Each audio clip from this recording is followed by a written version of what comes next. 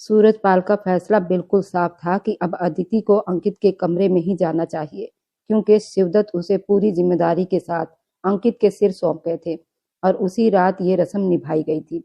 जब अदिति कमरे में दाखिल हुई तो उसका दिल इतनी जोरों से धड़क रहा था मानो उसकी धड़कनें कमरे की दीवारों से टकराकर लौट रही हो। बीते कल के सारे मंजर उसकी आंखों के सामने एक एक करके घूमने लगे। पिता की अचानक हुई मौत, बिना पूछे थोपी गई शादी और अंकित का वह ठंडा औपचारिक व्यवहार। वह अच्छी तरह जानती थी कि अंकित ने ये शादी अपने अंकल और पिता की इच्छा के लिए, परिवार की इज्जत के लिए की है। न उसमें मोहब्बत थी, न चाहत, शायद हमदर्दी भी नहीं। और अदिति तो खुद अभी तक अपने पिता के गहरे गम से बाहर नहीं आ पाई थी। ऐसे में वो पति पत्नी के रिश्ते की जिम्मेदारी को क्या समझ पाती? वह उस आदमी के साथ बिस्तर कैसे साझा करती जो उसके लिए अब भी एक अजनबी था? वह बिस्तर के पास पहुंची तो उसके दिमाग में बस एक ही सवाल गूंज रहा था, वह अपनी सुरक्षा कैसे करेगी, अपनी इज्जत की हिफाजत कैसे करेगी, अपने टूटे जज्बातों को कैसे बचाएगी। उसके हाथ कांप रहे थे मगर इरादा मजबूत था। उसने रजाई उठाई और उसे कसकर रोल बनाते हुए बिस्तर के बिल्कुल बीचों बीच रख दिया। ये सिर्फ रजाई की दीवार नहीं थी, बल्कि उसके डर और अंकित के घमंड के बीच में खड़ी की गई एक खामोश मजबूत दीवार थी। उसने धीमी लेकिन साफ आवाज में कहा कि वह अभी इसके लिए बिल्कुल भी तैयार नहीं है, इसलिए वह अपनी तरफ सोए और वह अपनी तरफ। ये कहते हुए उसके दिल में टीस उठी।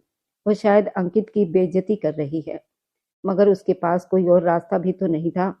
वह दिमागी तौर पर इस रिश्ते को स्वीकार करने के लिए अभी तैयार नहीं थी। इस शादी में उसकी रजामंदी शामिल नहीं थी। ये शादी जज्बाती दाव और हालात का नतीजा थी। रात किसी तरह गुजर गई। सुबह की उजली किरणें खिड़की के शीशों से छनकर कमरे में दाखिल हुई तो अदिति पूजा पाठ करने के बाद अंकित के उठने से पहले ही सोफे पर जा बैठी। अंकित कुछ देर के बाद उठा, बिना उससे नजरें मिलाए तैयार हुआ और ऑफिस चला गया, जैसे दोनों के बीच खामोशी का कोई अनकहा समझौता हो। नाश्ते के बाद अदिति दादी के पास जाकर बैठ गई। उधर कमरे की सफाई के लिए पुरानी नौकरानी मौसी अंदर आई, जिसने इस हवेली की 3 पीढ़ियां देखी और समझी थी। उसकी पैनी आंखों ने चादर ठीक करते हुए तकियों और खुशबुओं का फर्क पहचान लिया। अनुभव बिना शब्दों के ही सब कह दिया। वह बड़बड़ाई कि दाल में कुछ काला नहीं, पूरी दाल ही काली है। ये तो सुहाग रात जैसी लग ही नहीं रही। बाद में वही मौसी दबे पांव दादी के पास पहुंची। रुद्राज की माला थामे दादी के पैरों के पास बैठकर हिचकते हुए बोली कि उसे नहीं लगता कि छोटे साहब और बहू के बीच पति पत्नी जैसा कोई रिश्ता बना है। दादी के हाथ थम गए। उनकी आंखों में बसी उम्मीद फीकी पड़ गई। वे तो साल के आखिरी तक गोद में परपोते का सपना देख रही थी। सूरजपाल खुद जिंदगी की आखिरी सीढ़ी पर थे और हवेली के नस्ल आगे बढ़ाने की चिंता सब पर भारी थी। दादी का गुस्सा सूरजपाल तक पहुंचा। उन्होंने छड़ी कसकर पकड़ ली। उनके लिए ये सिर्फ रिश्ते की बात नहीं थी, बल्कि उनके परवरिश और हुक्म की इज्जत का सवाल था। उन्होंने ठान लिया कि आज ही अंकित से बात करेंगे। रात के 2 बज चुके थे। हवेली में अजीब सा दबाव तैर रहा था। सारे नौकर अपने अपने क्वार्टर में जा चुके थे। सूरजपाल अपने कमरे में टहलते हुए छड़ी की टकटक से सन्नाटे को चीर रहे थे। तभी बाहर गाड़ी रुकने की आवाज आई और भारी कदमों की आहट सुनाई दी। अंकित थका हुआ था लेकिन सलीके से सजा हुआ अंदर दाखिल हुआ। उसके चेहरे पर काम की थकान, मन का बोझ साफ दिख रहा था। सूरजपाल ने उसे कड़े शब्दों से फर्ज और वंश की बात याद दिलाई। अंकित चुपचाप सुनता रहा। उसकी आंखों में पहले गुस्सा उभरा, फिर दर्द में बदल गया। बिना कुछ कहे वह अपने कमरे में चला आया। कमरे में अदिति खिड़की के पास खड़ी चांदनी में डूबी अपने पिता की यादों से लड़ रही थी। आंखें भीगी थी और दिल बेहद थका हुआ था। तभी दरवाजा खुला। अंकित अंदर आया। उसके कदम आज पहले जैसे सख्त नहीं थे। उसकी नजर सबसे पहले उस रजाई की दीवार पर गई, फिर अदिति के कांपते चेहरे पर। उसने धीमी आवाज में कहा कि वह उसे मजबूर नहीं करना चाहता, न किसी दबाव में छूना चाहता है। उसने कबूल किया कि ये शादी उसके लिए भी आसान नहीं थी, मगर वो उसके दर्द को समझने की कोशिश करना चाहता है। अदिति ने पहली बार उसकी आंखों में देखा। वहां घमंड नहीं बल्कि थकी हुई सच्चाई थी। उसकी आवाज भर आई। उसने कहा कि उसे सिर्फ थोड़ा वक्त चाहिए। इतना सुनते ही अंकित ने एकदम पीछे हटकर रजाई की दीवार को हाथ से थोड़ा सरका दिया और कहा कि जब तक वह खुद ना चाहे ये दीवार यहीं रहेगी। बस इतना चाहता है कि वह उसे अजनबी ना समझे। उस पल कोई शारीरिक नजदीकी नहीं हुई थी, मगर दो टूटे दिलों के बीच एक नरम सी गर्माहट बनने लगी थी। अदिति की आंखों से एक आंसू लुढ़का और अंकित ने बिना छुए ही उसे अपने दिल में महसूस कर लिया। रजाई अब भी बीच में थी, पर डर की दूरी कम हो चुकी थी। टाई की नोट ढीली रखी हुई थी और कोट उसके हाथ में पकड़ा हुआ था। लगातार बिजनेस के दबाव ने उसे भीतर तक थका दिया था, फिर भी उसने खुद को संभाल रखा था। आंगन में कदम रखते ही उसने दादाजी सूरजपाल को यूं टहलते देखा। वे अचानक रुक गया। इतनी रात गए सूरजपाल का जागना मामूली बात नहीं थी। उसने जल्दी से खुद को संभाला, कोट ठीक किया, उनकी तरफ बढ़ा। झुककर उनके पैर छुए। दादाजी, आप अभी तक जाग रहे हैं? सब ठीक तो है ना? अंकित ने बहुत संभल कर पूछा। सूरजपाल रुक गए, धीरे से मुड़े और अंकित को सिर से पांव तक देखा। उनकी आंखों में वही तेज धार वाली नजर थी जिसकी आदत अंकित को बचपन से थी, मगर आज उसमें गुस्से की तपत साफ दिखाई दे रही थी। तुम मुझसे पूछ रहे हो कि सब ठीक है? सूरजपाल ने सख्त लहजे में कहा। कुछ भी ठीक नहीं है अंकित। अंकित उलझ गया। वह एकदम आगे बढ़ा और बोला, मैं समझा नहीं दादाजी, क्या बिजनेस में कोई नुकसान हुआ है? बिजनेस को छोड़ो। सूरजपाल दहाड़े। उनकी आवाज खाली हॉल में गूंज गई। मैं तुम्हारे घर की बात कर रहा हूँ, तुम्हारे बेडरूम की बात कर रहा हूँ। ये सुनते ही अंकित जैसे सिहर गया। उसे अंदाजा नहीं था बात उसकी निजी जिंदगी तक पहुंच जाएगी। मेरे बेडरूम की? उसने धीमे से पूछा। सूरजपाल उसके और करीब आए। तुम्हें क्या लगता है मैं बूढ़ा हो गया हूँ तो मुझे कुछ दिखाई नहीं दिया? या तुम समझते हो कि इस हवेली की दीवारें गूंगी है? अंकित ने नजरें झुका ली। दादाजी, सच में मैं अभी भी नहीं समझ पा रहा कि आप क्या कहना चाह रहे हैं। तुम और अदिति। सूरजपाल ने उसकी बात काट दी। तुम दोनों पति पत्नी की तरह नहीं रहते। तुम उसे धोखे दे रहे हो, मुझे भी धोखा दे रहे हो, अपने अंकल की आत्मा को भी धोखा दे रहे हो। अंकित का रंग फीका पड़ गया। उसे उम्मीद नहीं थी कि ये बात इतनी जल्दी सामने आ जाएगी। देखिए दादा, उसने खुद को सामान्य दिखाने की कोशिश की। अदिति अभी बहुत नाजुक हालत में है। उसके सिर से पिता का साया उठा है। वो भीतर से टूटी हुई है। मैं उसे किसी भी तरह का डर या जोर नहीं दिखाना चाहता। ये सब फैमिली बातें हैं, अपने ऑफिस तक रखो। सूरजपाल ने गुस्से में छड़ी जमीन पर पटकी। ये बच्ची नहीं है, 22 साल की लड़की है, तुम्हारी पत्नी है। क्या तुम इतने कमजोर हो गए हो कि एक औरत का सहारा भी नहीं बन सकते? ये शब्द अंकित के दिल पर पत्थर की तरह गिरे। उसकी आत्मसम्मान पर गहरी चोट लगी। दादाजी प्लीज। उसकी आवाज कांप गई। आप हद पार कर रहे हैं। मेरी परवरिश मुझे ये इजाजत नहीं देती कि मैं आपके सामने ऊंची आवाज में बोलूं, लेकिन ये मेरा और मेरी पत्नी के बीच का निजी मामला है। निजी?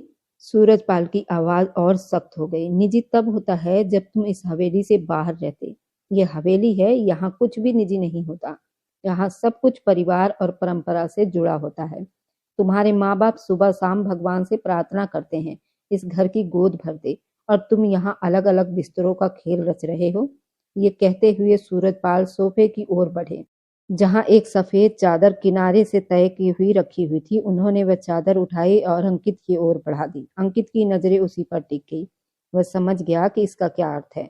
वह रस्म जिसे वो पढ़ा लिखा होकर भी कभी दिल से स्वीकार नहीं कर पाया था, आज वह उन्हीं पारिवारिक रिवाजों के सामने खड़ा था, भीतर से टूटा हुआ। सूरजपाल वापस उसके पास आए। उनकी आंखों में जिद और जुनून साफ झलक रहा था। मैं और तुम्हारी दादी अब और इंतजार नहीं कर सकते। हमने तुम्हारे अंकल से वादा किया था कि उसकी नस्ल आगे बढ़ेगी। उन्होंने वह सफेद चादर अंकित के सीने से लगा दी। कपड़े का ठंडा स्पर्श उसके हाथों को जलाने लगा था। अपना कर्तव्य निभाओ। सूरजपाल ने अंतिम आदेश दिया, और सुबह मुझे निराश नहीं होना चाहिए। अंकित का सिर भारी हो गया। कानों में जैसे शोर भर गया। दादाजी, ये सब जबरदस्ती है। वो मन ही मन में बुदबुदाया, मगर शब्द गले में ही अटक गए। यही रस्म है। सूरजपाल ने आखिरी फैसला सुनाया, और ये इस हवेली का कानून भी है। ये कहकर वो मुड़ गए और अपने कमरे की तरफ चले गए। उनकी छड़ी की आवाज धीरे धीरे दूर होती चली गई, मगर अंकित वहीं खड़ा रह गया, हाथ में वह सफेद चादर और दिल में अदिति की मासूम आंखों की छवि। कुछ देर के बाद वो भारी कदमों से अपने कमरे की ओर बढ़ा। दरवाजा खोला तो अदिति खिड़की के पास बैठी थी। चांदनी उसके चेहरे को और भी नरम बना रही थी। अंकित ने दरवाजा बंद किया, धीरे से उसके पास गया, बिना कुछ कहे उसका हाथ थाम लिया। अदिति ने उसकी ओर देखा। उसकी आंखों में डर भी था और भरोसे की एक छोटी सी उम्मीद थी। मैं तुम्हारे साथ हूँ, अंकित ने बहुत धीमे बहुत प्यार से कहा। तुम्हारी मर्जी के बिना कुछ नहीं होगा। अदिति का सिर अपने आप उसके कंधे पर झुक गया। उसकी उंगलियां कसकर अंकित की उंगलियों में उलझ गई। उस पर कोई रस्म, कोई दबाव, कोई कानून नहीं था। सिर्फ दो दिल थे जो एक दूसरे के दर्द को महसूस कर रहे थे और उसी एहसास में रिश्ते का सच्चा अर्थ ढूंढ रहे थे। लगा जैसे वह सफेद चादर नहीं, बल्कि उसकी और अदिति की इज्जत की धज्जियां उछाली जा रही हो। सीने में घुटन इतनी बढ़ गई, सांस लेना मुश्किल हो गया। उसने झटके से अपनी टाई खींचकर उतारी और सोफे पर फेंक दी। दिल चाहा कि चीख पड़े, तोड़ फोड़ कर दे, पूरी हवेली को आग लगा दे, मगर वो बेबस था। वह अंकित था जिसे हर हाल में सबकी लाज ढोनी आती थी। भारी कदमों से वह सीढ़ियां चढ़ने लगा, हर सीढ़ी जैसे पत्थर बनकर उसके पैरों पर रख दी गई हो। दिमाग में बस एक ही सवाल घूम रहा था, वह अदिति का सामना कैसे करेगा। वह लड़की जो पहले ही उससे डरती है, जिसकी नजरें उससे मिलती ही झुक जाती है, आज उसी के सामने वह किस चेहरे के साथ जाएगा। कमरे के दरवाजे पर पहुंचकर वह ठहर गया। हाथ डोर नोब पर जम गया। भीतर अदिति सो रही होगी, बेखबर कि बाहर उसकी किस्मत पर कैसी मोहर लग चुकी है। अंकित ने गहरी सांस ली, आंखों में उठते तूफान को रोकने की कोशिश की। दरवाजा खोल दिया। कमरे में हल्की रोशनी थी। अदिति बिस्तर के कोने में सिमटी हुई सो रही थी, जैसे किसी अनकहे डर से खुद को बचा रही हो। अंकित ने दरवाजा बंद किया, हाथ में पकड़ी सफेद चादर को देखा और फिर उस मासूम चेहरे को। दिल में हुक उठी, मुझे माफ कर देना अदिति, उसने मन ही मन में कहा।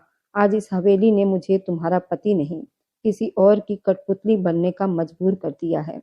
उसने चादर बिस्तर के पास रख दी और कोट उतारने लगा। आंखों में अजीब सा सूनापन था, जैसे कोई इंसान जंग जीतने से पहले अपनी इंसानियत हारने वाला हो। हल्की सी आवाज पर अदिति की नींद टूटी। वह गहरी नींद में नहीं थी, डर और बेचैनी ने उसे बस आंखें मूंदने दी थी। उसने हड़बड़ाकर आंखें खोली। सामने अंकित खड़ा था, उसका हुलिया बिखरा हुआ, टाई ढीली लटक रही थी, कोट हाथ में झूल रहा था।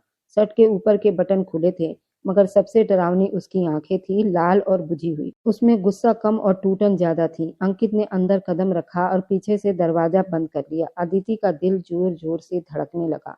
वो बैठकर कोने से सिमट गई। उसकी खामोशी कमरे में किसी खतरे की घंटी की तरह गूंज रही थी। उसने रजाई को अपने सीने तक खींच लिया, जैसे वो उसे ढाल बना लेना चाहती हो। क्या हुआ? उसकी आवाज कांप गई। आप इतने गुस्से में क्यों हैं? अंकित ने जवाब नहीं दिया। वह धीरे धीरे बिस्तर के पास आया। हाथ में वही सफेद चादर थी जिसे उसने पास रख लिया। अदिति की नजरें चादर पर टिक गई। दिल और तेज धड़कने लगा। ये क्या है? उसने डरते हुए पूछा। अंकित की आवाज ठंडी थी, मगर उसके हर शब्द में दर्द चुभ रहा था। वही हुआ जिसका डर था। अदिति, ये दीवारें, ये रजाई, ये दूरी, सब खुल चुका है। घर वालों को सब पता चल गया है कि हमारे बीच पति पत्नी जैसा कुछ भी नहीं। अदिति का रंग उड़ गया, आंखों में आंसू भर आए। मैं समझी नहीं। अंकित ने गहरी सांस ली, आवाज भारी हो गई। दादाजी को सब खबर हो गई है। उन्हें पता चल गया है कि तुम मुझसे दूर रहती हो, डरती हो। अदिति की पलकों से आंसू बह निकले। लेकिन उसमें मेरी क्या गलती है? मैंने कहा था मुझे थोड़ा वक्त चाहिए। वक्त? अंकित हल्की सी कड़वी हंसी में हंसा, जिसमें हंसी से ज्यादा दर्द था। इस हवेली में औरतों को वक्त नहीं दिया जाता अदिति, यहाँ सिर्फ फैसले सुनाए जाते हैं। वह कमरे में कुछ कदम चला, फिर रुक गया। उसकी आवाज टूटने लगी। आज दादाजी ने मेरी इज्जत को रोन दिया। उन्होंने कहा कि सुबह उन्हें सबूत चाहिए। वे चाहते हैं कि मैं तुम्हें अपना अधिकार समझकर पेश आऊं। ये कहते कहते उसकी आवाज थर्रा गई, जैसे वह खुद इस बात से डर रहा हो।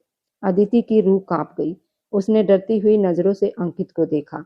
नहीं अंकित, प्लीज, आप ऐसा मत कीजिए। आप समझदार हैं, पढ़े लिखे हैं।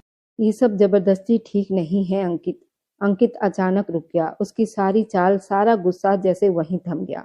वह पल भर में उसके पास आया। उसका चेहरा अदिति के चेहरे के बिल्कुल करीब था। अदिति की सांस अटक गई, मगर तभी अंकित की आंखों से आंसू छलक पड़े। डरो मत, उसकी आवाज अब कांप रही थी। मैं तुम्हें किसी भी हाल में चोट नहीं पहुंचाऊंगा। मैं चाहे सबके सामने हार जाऊं, मगर तुम्हारे भरोसे को नहीं तोड़ूंगा। अदिति की आंखों से आंसू बहते रहे। उसने कांपते हाथों से अंकित की बांह थाम ली। उस स्पर्श में डर से ज्यादा राहत थी। उस पल कमरे में कोई रस्म नहीं थी, कोई जबरदस्ती नहीं हुई। बस दो टूटे हुए दिल थे जो एक दूसरे के सहारे खड़े रहने की कोशिश कर रहे थे। अंकित जानता था असली मर्दानगी साबित करने की नहीं, निभाने की होती है। इस तरह का वाहियात जुल्म कभी नहीं करना। वह गरजा था, जुल्म तो मुझ पर हो रहा है अदिति। मैं अपनी पत्नी के लिए भीख मांग रहा हूँ। मैं अपनी ही हवेली में चोरों की तरह आ रहा हूँ। तुमने मुझे क्या समझ रखा है? क्या मेरे जज्बात नहीं? क्या मैं पत्थर हूँ? मैं डरती हूँ। अदिति सिहर पड़ी थी। डरती हो? अंकित ने उसे रजाई को मुट्ठी में जकड़े देखा जो बीच में रखी थी। इस रजाई के घेरे से तुम सुरक्षित समझती हो। आज ये डर खत्म हो जाएगा। आज ये दीवार गिर जाएगी। उसने एक ही झटके से वह रजाई खींचकर दूर कोने में उछाल दी। बेड अब खाली था। उनके बीच कोई रुकावट नहीं थी। अदिति चीखना चाहती थी मगर आवाज गले में फंस गई। वह पीछे खिसकने लगी, यहाँ तक कि उसकी कमर बेड से जा लगी। अंकित, भगवान के लिए मुझे मत छूइए। अगर आपकी मर्जी नहीं तो जबरदस्ती मत करो। ये पाप होगा। अंकित बेड पर घुटनों के बल उसकी तरफ बढ़ा। उसकी आंखों में मजबूरी, गुस्से का तूफान था। पाप तो ये है कि हम शादीशुदा हैं और पति पत्नी होकर भी अजनबी हैं। पाप तो ये है कि मेरे दादा मुझसे मेरी नस्ल का हिसाब मांग रहे हैं। मेरे पास कोई रास्ता नहीं बचा। अदिति, मेरी मर्दानगी, मेरी इज्जत, अब सब कुछ दांव पर लगा है। वह उसके बिल्कुल पास आ गया था। अदिति ने अपने हाथ जोड़ दिए। वह कांप रही थी। मैं वादा करती हूँ, मैं कोशिश करूंगी। बस आज की रात मुझे छोड़ दो। मैं कल नहीं। अंकित ने उसके जोड़े हुए हाथ पकड़कर नीचे किए। उसकी पकड़ मजबूत थी। तकलीफ थी। कल का सूरज तब निकलेगा जब यह सफेद चादर आज दागदार हो जाएगी। यही इस हवेली का कानून है। यही अब मेरी मजबूरी बन गई है। उसने अदिति के चेहरे को दोनों हाथों में थाम लिया। अदिति ने आंखें मीच ली। उसकी गर्म सांसें अंकित की उंगलियों पर गिर रही थी। अंकित का दिल एक पल के लिए कांप गया। वह नहीं करना चाहता था। वह जानवर नहीं था। वह चाहता था ये पल मोहब्बत से आए। जबरदस्ती तो वो बिल्कुल नहीं चाहता था। लेकिन दादा के शब्द, नामर्द और बेवकूफ रस्म, उसके दिमाग में हथौड़े की तरह बरस रहे थे। मुझे माफ कर देना, अंकित ने उसके कान में धीरे से कहा। उसकी आवाज भरी हुई थी, टूटी हुई थी, लेकिन उसमें हवेली के उसूलों से लड़ते लड़ते थक जाने की सच्चाई थी। अब मैं वही करूंगा जो इस हवेली के मर्द करते आए हैं। नहीं अंकित, अदिति ने आखिरी बार अपने पिता को पुकारा, जैसे वह आसमान से उतरकर उसे बचा लेंगे। मगर अंकित ने उसकी कोई बात नहीं सुनी। उसने लैंप बंद कर दिया। अंधेरा छा गया, मगर यह अंधेरा सुकून का नहीं, डर का था। कमरे में सिर्फ अदिति की दबी सिसकियां और अंकित की भारी सांसों की आवाज रह गई थी। बाहर हवा का शोर था। अंदर एक आत्मा, इस रस्म की भेंट चढ़ाई जानी थी। अंकित ने अपना अधिकार ले लिया। उसने वह रिश्ता जोड़ा जो इस हवेली के बंधन से बंधा हुआ था, जो हवेली के रस्मों रिवाज से जुड़ा हुआ था। ये सारे जबरदस्ती के रिश्ते उसके सिर पर थोप दिए गए थे।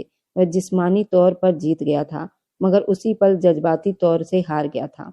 उसे पता था कि जब सुबह रोशनी फैलेगी तो उसके बगल में लेटी हुई लड़की की आंखों में जो वीरानी होगी वह उसे सारी उम्र सोने नहीं देगी। लेकिन फिलहाल उसे वह सफेद चादर दागदार करनी थी। अपने घमंड की और अपनी मर्दानगी की पहचान करानी थी। अपने दादा के गुरूर को बचाने के लिए ये वो रात थी जब अदिति का बचपन मर गया था। एक टूटी हुई औरत ने जन्म लिया था, और यही वो रात थी जब अंकित अपने अंदर के इंसान को मार कर हवेली का मर्द बनने की कोशिश कर रहा था। वह बिल्कुल उसके करीब झुका हुआ था। उसके होठों को अपनी पकड़ में ले गया था।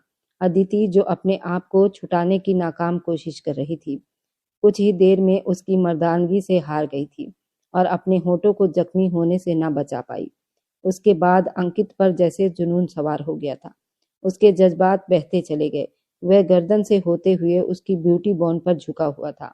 अब अदिति सिसकियां भर रही थी। वह उसके हर अंग को बड़े प्यार से चूम रहा था। अदिति भी बेकाबू हुई थी। वह अपने आप को रोकना चाहती थी, लेकिन वह भी बहकती चली जा रही थी।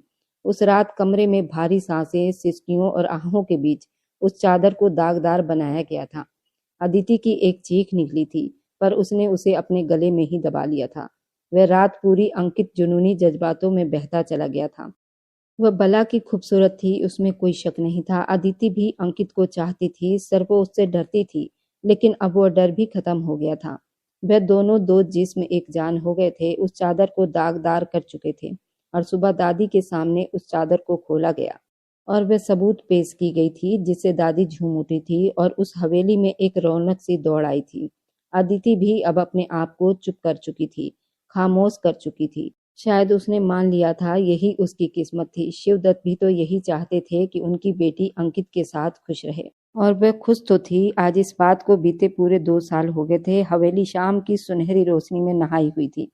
हवाओं में मोतियां रात की रानी की खुशबू रची हुई थी, मगर आज उस खुशबू में वो पुरानी घुटन नहीं थी, बल्कि एक नई ताजगी घुली हुई थी। हवा के झोंकों पर एक मासूम सी खिलखिलाहट तैर रही थी, जिसने हवेली की दीवारों में जैसे जान डाल दी थी। बेटा रुको, गिर जाओगे। अदिति की आवाज में ममता की मिठास और हल्की सी घबराहट थी। वे आंगन में भागते हुए अपने 1 साल के नन्हे से जिस्म के पीछे दौड़ रही थी। आंगन में 1 साल का नन्हा सा जिस्म लक्ष्य निक्कर में अपने पिता की हूबहू कॉपी लगता था।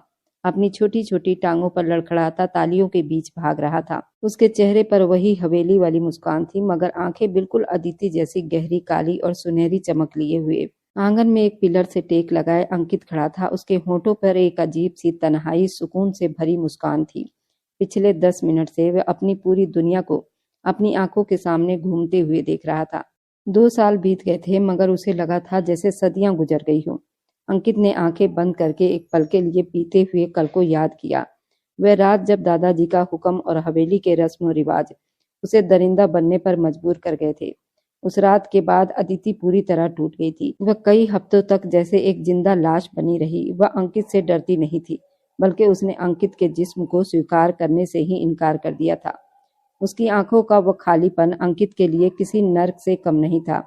उसी वक्त अंकित के अंदर का इंसान जाग उठा था। उसने अपनी अहंकार, अपनी अकड़ इस हवेली के खोखले रस्मों रिवाज और फालतू परंपराओं को तोड़कर अदिति के कदमों में रख दिया था। वह जानता था कि उसने अदिति के जिस्म पर जुल्म किया था, मगर उसकी आत्मा को और गहरा जख्म दिया था, और उसी जख्म को भरने के लिए उसने वह सब किया जो बरसों से उस हवेली के मर्दों ने कभी नहीं किया था। उसने माफी मांगी थी। उसने अदिति की खामोशी को अपनी मोहब्बत से भरने की कोशिश की थी। उसने साबित किया था कि वह सिर्फ हुक्म चलाने वाला पति नहीं, बल्कि साथ निभाने वाला इंसान है। उसने अदिति को इज्जत दी, उसे वो मुकाम दिया। पूरी हवेली दंग रह गई। धीरे धीरे बर्फ पिघली और अदिति ने देखा वह जालिम दिखने वाला अंकित असल में खुद भी उन रस्मों का कैदी था, जो अपनी जंजीरें तोड़कर उसे मनाने और उसे प्यार करने की कोशिश कर रहा था। फिर उसके उसी प्यार ने उन्हें खुशखबरी दी और सब कुछ बदल गया। उस नन्ही जान के आने से अदिति के सारे जख्मों पर जैसे मरहम रख दिया हो। उसके सोचों का बहाव टूटा जब उसका बेटा लक्ष्य तोतली जुबान में लड़खड़ाते शब्दों और डगमगाते कदमों से अंकित की तरफ बढ़ा। उसने अपने दोनों नन्हे हाथ फैला दिए। अंकित तुरंत झुका और अपने बेटे को हवा में उछालकर सीने से लगा लिया।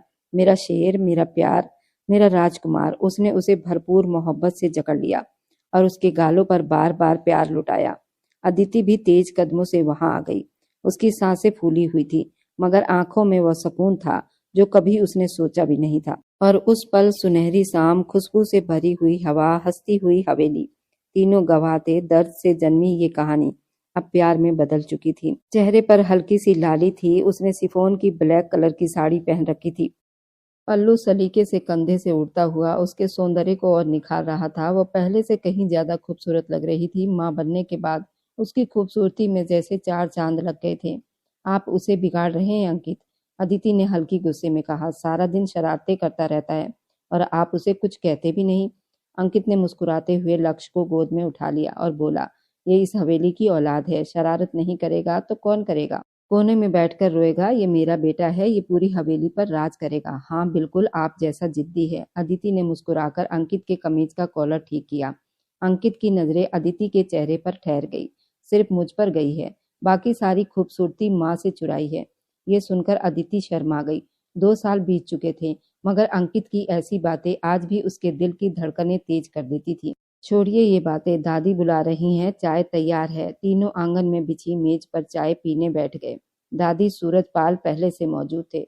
सूरजपाल अब काफी बूढ़े लगने लगे थे, लेकिन उनके चेहरे पर एक गहरी तसल्ली थी। लक्ष्य को देखते ही उनकी आंखें चमक उठती थी। आ गया मेरा पोता।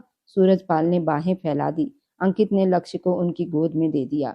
दादी ने अदिति को अपने पास बिठाया। मेरी बच्ची, कुछ कमजोर सी लग रही हो, अपना ख्याल रखा करो। अंकित, तुम बहू को डॉक्टर के पास लेकर गए थे? दादी अंकित ने कुर्सी संभालते हुए चाय का कप उठाया। सब ठीक है, बस लक्ष्य उन्हें थोड़ा सा थका देता है। माहौल में खुशी फैल गई। कोई नहीं कह सकता था कि यही वो हवेली है जहाँ कभी डर और सन्नाटे का राज पसरा हुआ था। चाय के बाद जब सूरज ढलने लगा, अंकित ने अदिति को आंखों से इशारा किया। अदिति समझ गई। लक्ष्य को नौकरानी के हवाले करके अंकित के साथ छत की ओर चल दी। छत पर ठंडी हवा बह रही थी। यहाँ से पूरी हवेली, दूर तक फैले खेत साफ नजर आते थे। अंकित रेलिंग के पास खड़ा हो गया। अदिति उसके पास आकर खड़ी हो गई। किस बात पर मुस्कुरा रहे हैं? अदिति ने पूछा। अंकित ने गहरी सांस ली। जिंदगी पर और तुम्हारे पिता के फैसले पर। अदिति चौंक गई। पापा?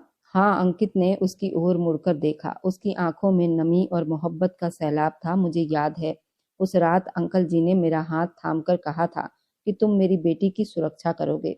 उस वक्त मुझे लगा था ये एक बोझ है, एक मजबूरी है, लेकिन आज समझ आता है कि वो कितनी दूर तक सोचते थे। अदिति की आंखें भी आंसुओं से भर गई।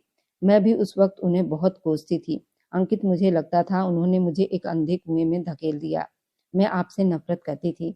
अंकित ने उसका हाथ अपने हाथों में लिया। और आप भी नफरत करती हो क्या? अदिति ने सिर हिलाया। नहीं अंकित, अब नफरत नहीं। अब तो लगता है पापा ठीक कहते थे। आप हर आदमी से बिल्कुल अलग हैं। आप पत्थर की चट्टान की तरह मेरे लिए खड़े हो गए, मगर उस चट्टान के भीतर